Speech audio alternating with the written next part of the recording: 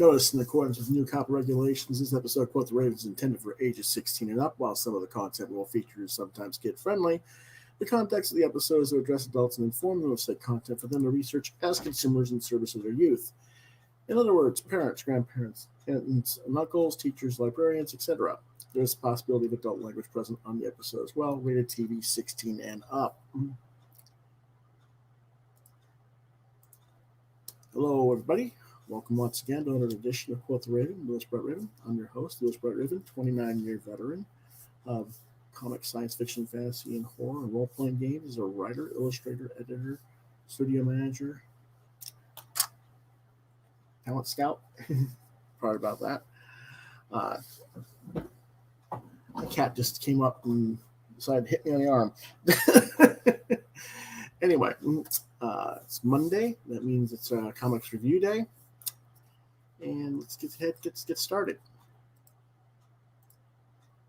We'll start with Curtis Hill, original graphic novel, 1999 from Dark Horse by writer-illustrator Pau. He's a Spanish illustrator. Genre is anthropomorphic adventure, released March 17, 2021. And what it's about, Curtis Hill is a multimillionaire philanthropist and famed dog race car driver. On the day before the biggest race of the season, his cat engineer has gone missing. With his rival planning to steal the race, a photojournalist hot on his tail, and a civil war between the cats and dogs beginning to escalate, Curtis must uncover the truth behind the sudden disappearance of his friend in a race for life, liberty, and freedom. It's a very well done book, but Curtis as a character is not necessarily the most likable character. Other characters regularly comment about his self-centeredness, and Pau has other elements that show the character's self-interested point of view as well. The art is very nice with sepia and gray tone work, and the world building is very well thought out. That having been said, it's not the outrageous comic that I was sort of expecting, I guess, based on other things I'd seen from him, from Pau. Lots of Curtis having sex with various females who are not of importance to the story. They aren't even named characters, which really turned me off as a reader. As far as, it really kind of pulled me out of the book.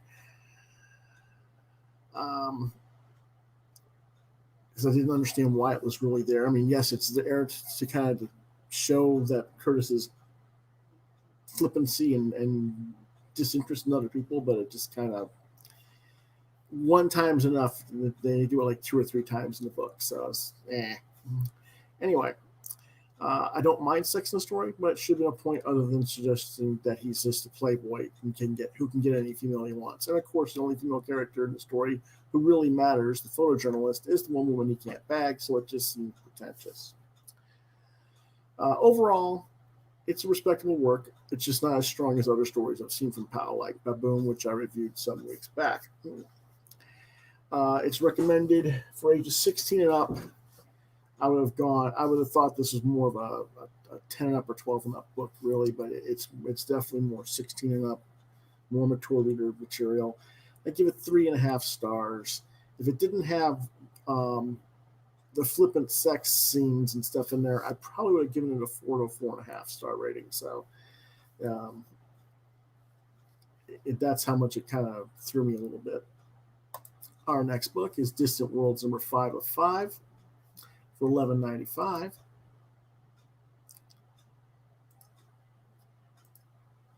And the publisher is Cinebook UK. The writer is Leo. The artist is Ikar. Genre is science fiction. And it came out March 24th, last week. And what it's about is the Stepanarks, those strange aliens who sometimes mingle with humans. That's what you see on the cover of Stepanarks. Have contacted another yet undiscovered to humans, that is, alien species that has been guarding the planet Altera for centuries. Those guardians now want to forcibly evict the human colonies on the planet because the humans are doing terrible damage to the ecosystem. But Paul, that's the character on the cover, that's human, unwitting guest at the meeting between the two alien species, defends humanity's right to a second chance. It now falls upon him to convince the human colonial authorities to change everyone's behavior. This is the last issue of the storyline, so it moves very quickly. It resolves most of the open plot lines that have been developing throughout the series. It does end on a satisfactory note, but it leaves enough unanswered questions as to whether or not the humans actually change and stay on the planet or not. I mean, they could go into another new miniseries talking about that and whether or not they actually do change their ways and stuff. So, but overall, it's a pretty good book. Rated recommended for ages 15 and up with a 4-star rating. Our next book is Dryad number 9 for $3.99. Publishers Oni Press with writer Curtis Wiebe. The artist is Justin Osterling Barcelo. Now, the online image I got says Osterling, as you can see on the image here. However, I don't know what happened. What did I do with it? Oh well, but the actual book says Barcelo on it. So maybe the person got married from the time the ad space was given and the book actually shipped. They changed their last name and they made a change on the cover. I don't know. Cool covers. Yeah. Anyway, the color is by Francesco Segala and cover by Thomas Oleksak. And that's really the only thing I really like about is the image of the cover. And I'll explain why in a minute. Science fiction fantasy genre. Released March 24th, 2021. And what it's about: magic must breathe in the natural world. The lungs of magic have been destroyed and replaced with metal and false light. The Sowers of Dryad believe that civilization must be destroyed in order to make way for nature, and the Glass family finds themselves right in the center of conflict between the new and old world. Yale, that's the father character in the family, and his brother Lou visit a strip club only to have Yale introduced to his paternal grandfather, Eldon Glass, whom he'd been told all his life was dead. Eldon has been making a documentary film about the Vahiri. That was the alien magical race that we've seen in earlier issues, and history of magic. Yale's not that impressed by his activity, and Ellen basically asks him for input on it since Yale is an expert on this stuff. Meanwhile, Morgan visits Yale's mother, and the kids are being manipulated by the benefactor they met in previous issues. It's mostly just a filler issue. Frankly, I think this might be a better TV series than it is a comic. Now, the cover by Oleksak, like I said, it's the best thing about this issue. It has a very traditional animation cell look and feel to it. And I like that about it. Unfortunately, it's just a cover that follows a sex sales motif and has little to nothing whatsoever to do with the story. Yes, Yale visits a strip club to meet his grandfather, but that doesn't really matter, as this specific character that we're seeing on the cover does not seem to appear in the story, or if it does, she might appear, but it looks completely different than this one. And so it's like, why is this here? I don't know. Anyway, it's recommended for ages 16 up. I give it 3 out of 5 stars. It's basically just your typical run-of-the-mill comic these days. Our next book is TAARNA number 4 for $3.99 from publisher Heavy Metal. The writer is Stephanie Phillips, artist Christian Rosado, with colors by Jessica Colleen. The cover is by Christian Ward. The genre is science fiction and fantasy, and it was released March 24th. What it's about is TAARNA's battles against the servants of Kako, the embodiment of multiversal chaos, are pushing her to the breaking point as she fights to protect her new ally, a mysterious girl named Shan. The cult of Kako, I'm just going to say Kako, kills another chaos beast and moves ever forward towards the goal of conquering Iridia, which is the planet they're on. And meanwhile, TAARNA and Shan fight another beast that seemingly bests TAARNA, and Shan needs to use TAARNA's sword to transport them to TAARNA's hideout or stronghold to receive medical aid from the Guardian. Honestly, again, it's just another middle-of-the-road comic here. One thing that really does annoy me, however, was the corner logo. The text of the issue number and the price are far too small, and the color palette blends in too much with the hair, making it way, way too much of a pain in the ass to try to read. Yes, I knew the book was $3.99, but when a store owner and I need to get a magnifying glass out to read it properly so that he can register, check it out properly, that's not a good sign.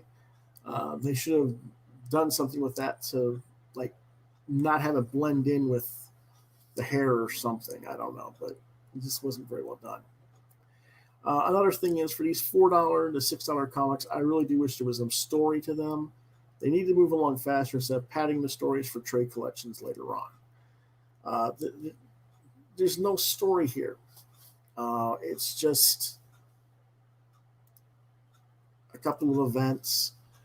You see one beast get killed by the cult, and then you see like 12 pages of fight scenes with TAARNA and this snake-like creature, snake-like dragon-like beast, and it's kind of like the same scenes over and over and over from different angles. Instead of really, I mean, you could have easily cut this scene down to like a third of what the page count was and actually move the story forward. So I'm not happy with that. Recommended for 16 and up, and give it 3 out of 5 stars. Our next book is USAGI YOJIMBO, number 17 for $3.99. Publishers IDW Publishing. Writer and artist Dan Sakai with color by Hi-Fi Design. Genre anthropomorphic samurai adventure. Released March 24th. Usagi and the Tengu spirit warrior Sojobo are surrounded by Guhin werewolves. As you can kind of see by the cover, that's the Guhin. Outnumbered, not outnumbers, they seem overmatched, but Sojobo's wife Nozomi and her crow warriors join the fray and drive the werewolves off. However, Nozomi is unimpressed by Usagi's presence as he is immortal, as opposed to the other spirit warriors who are supposed to be immortal, and so he must prove himself in combat against one of her crow warriors in a sword duel to the death. Of course, Usagi wins and refuses to kill the crow warrior, saying it would be unwise to kill a worthy warrior when his skills would be of use in a war against the Guru, or the Guhin, rather. And of course, even though he has proven himself, he is asked to stay behind to guard their camp with the very crow warrior he defeated, which of course means that said crow warrior, out of anger and shame for having been defeated in combat, will betray Usagi at the first opportunity next issue. This is a slightly lesser issue than normal for Usagi, mostly due to the predictability of the plot, which I just explained to you, but the execution is of the typical quality we have come to expect from Sakai. So instead of the normal 5 stars I give Usagi, this time I give it a 4. It is for ages 10 and up.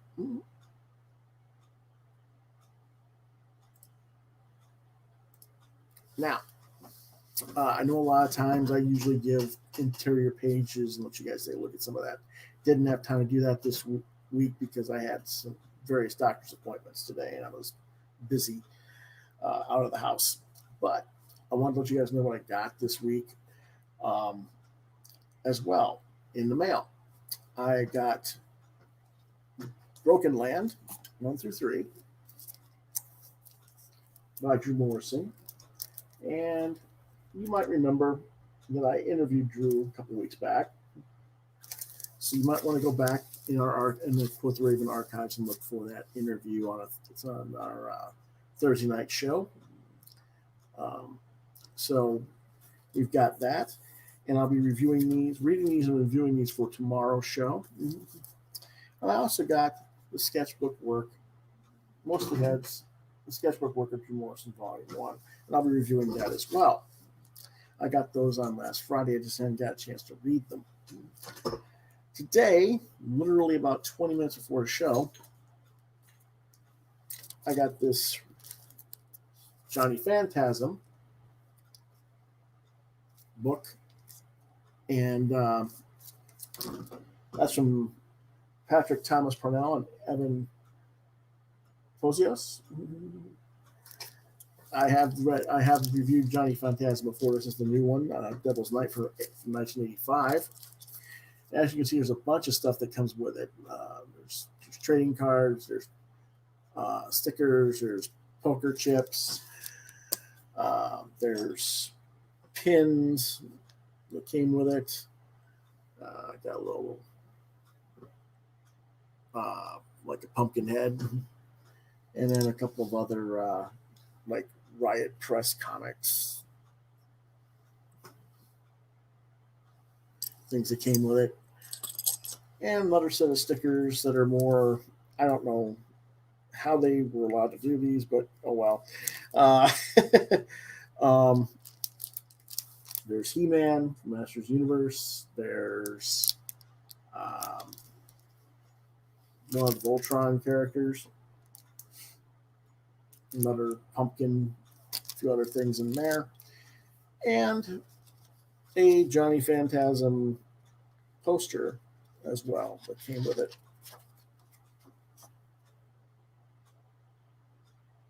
And I will read and review the Johnny Phantasm book tomorrow as well. And also tomorrow, we will be reviewing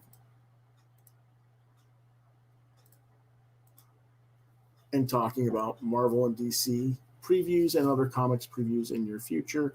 Those previews came out last week, and I have gone through them, and I will go ahead and talk about that tomorrow. So that will be our show tomorrow, ladies and gentlemen, is reviewing those comics and previews. I might even get another book in there for review if I get a chance to read it, but I'm not going to say which one it is until I'll surprise you if I get it done, basically. So that is it for our show today. Again, tomorrow we have the reviews and previews. And on Wednesday, we will have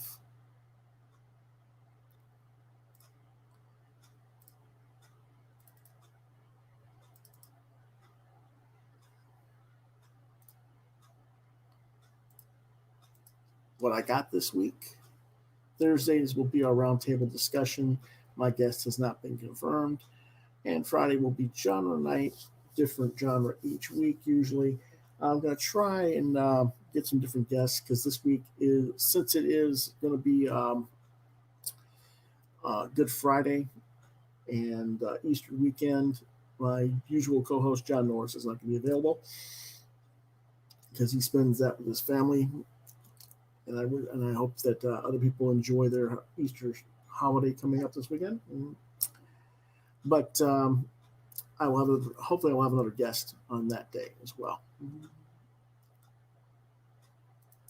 So if you want to reach me in between that time, you can reach me on Facebook at Lewis.BrightRaven, on Twitter at LewisBrightRave2, at DeviantArt at DeviantArt.com/BrightRaven, on YouTube, Quoth Raven Lewis Brightraven, at Gmail. That would be QuothRavenLBR72 at gmail.com. And that's the preferred email for this channel. But if you can't reach me there, try LewisBrightRaven at yahoo.com. I'll see you guys tomorrow sometime. I don't know exactly what time yet because depends on how long I got to read all this stuff and get it all ready. But hopefully in the afternoon or early evening. So I'll see you guys tomorrow. Have a good one.